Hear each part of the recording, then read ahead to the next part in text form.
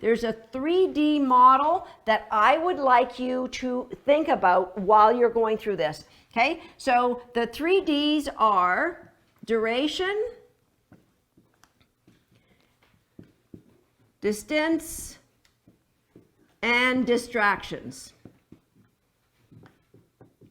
So going back to the hot zone, going back to that video too with Ernie, I gave Ernie cookies for getting in that bed, gave him a couple, and at first I just wanted him in there for 1 second, gave him his release word search and threw the cookie out. Eventually I gave him a couple cookies for being in there. That was working on the duration that he stayed in the bed. Now, if Ernie, and when I've played this with other puppies, if they aren't willing to get in the hot zone right away, I might kneel down so that I'm more on their level.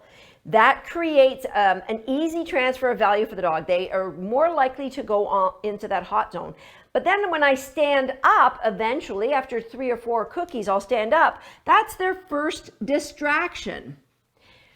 You'll notice that at no time did I lump all these together. So it's really important that you do these separately. And a lot of times, let's say, for example, while I am building a distraction, I'm actually giving the dog some duration. So at first I give them more cookies before I release them. I've got up to 3 or 4 or 5 seconds. And now I'm going to say I've been 1 foot away from that bed. I'm going to go maybe 2 feet away from the bed. But if I'm going 2 feet away from the bed, I'm just going to give cookies and release them. I'm going to go from 5 seconds back to 1 or 2 seconds. So you want to build these separately, and what's going to drive your decision making is your dog's confidence.